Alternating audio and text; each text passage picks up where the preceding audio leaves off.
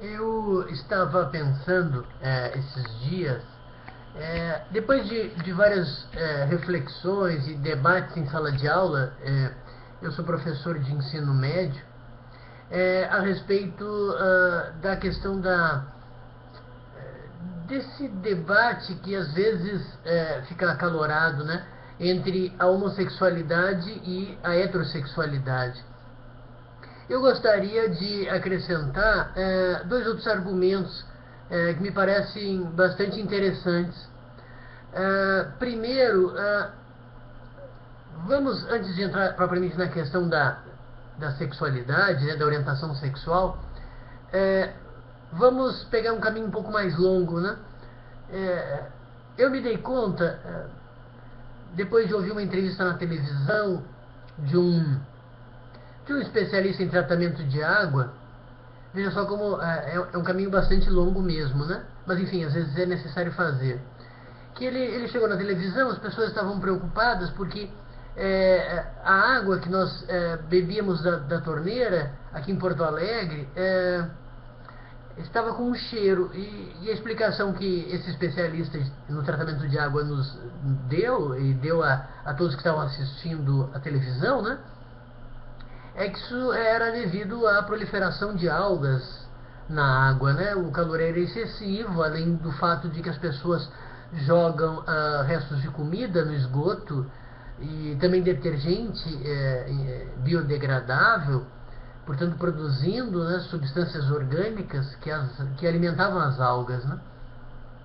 E no final, mais ou menos no final da entrevista, ele fez a seguinte consideração que é muito interessante. Ele disse que aquela definição de água como uma substância que ela é insípida, sem gosto, né?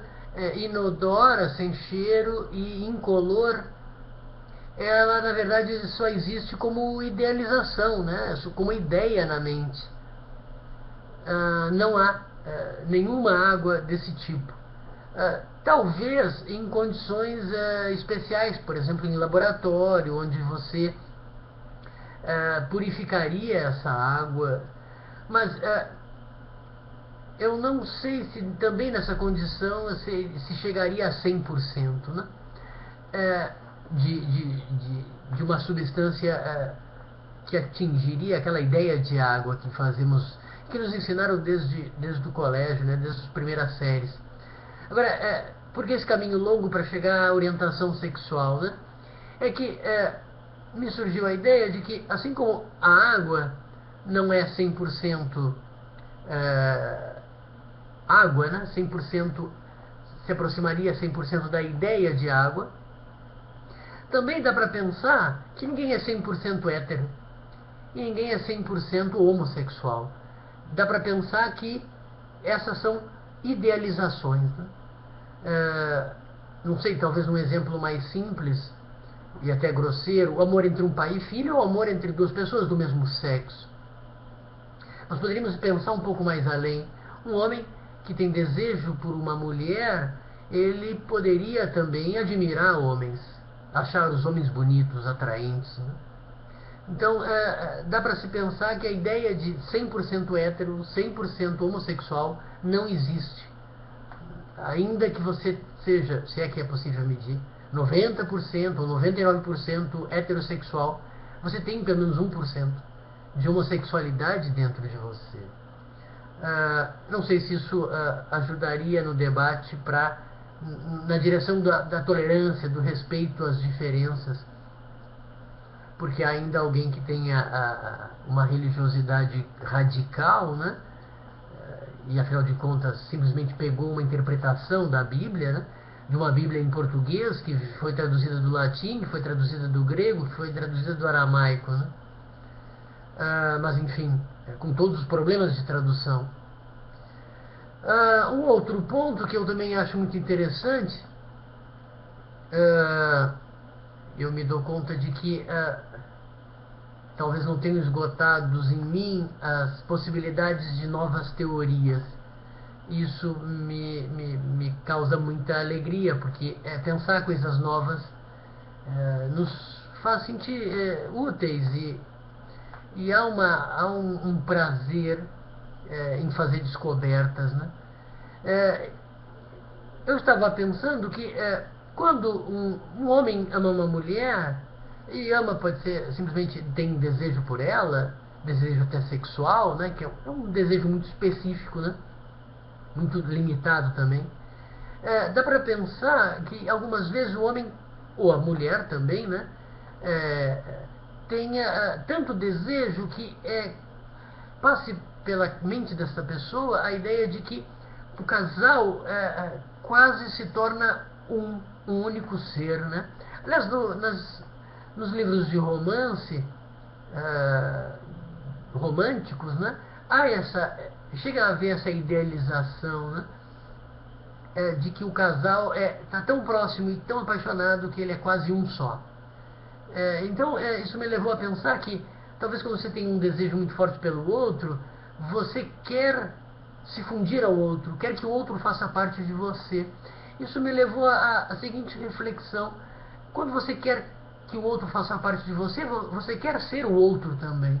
Imagina um homem, com isso, teria que admitir que ele também quer ser a mulher que está diante dele.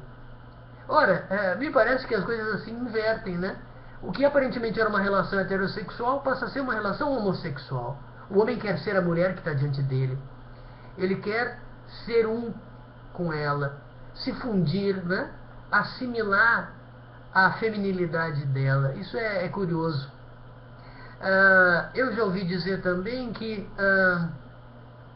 quando as duas pessoas convivem muito, elas acabam se parecendo muito. Então, um homem que convive com a sua namorada, ele adquire traços dela, ele se feminiliza, e ela também, imagino eu, se masculiniza. Então, veja só como é curioso, né? O que aparentemente é heterossexual, uma relação heterossexual, parece ser muito mais uma relação homossexual. Você quer ser o outro. Invertendo essa ordem de pensamento, alguém que esteja num relacionamento homossexual, um homem que tenha desejo por outro homem, ele poderia desejar ser como aquele homem pelo qual ele se apaixonou, né? E ao serem um casal, ele adquiriria aquelas características que ele tanto admira no outro, que o outro tem e que ele não tem, né? Quantas vezes nós não admiramos uma pessoa do mesmo sexo porque ele é uma pessoa que se destaca na multidão, ele é mais carismático, e quantas vezes nós podemos pensar que, poxa, gostaríamos de ser como aquela pessoa, né? Talvez seja aí que nasça a questão do amor, né? O querer ser o outro.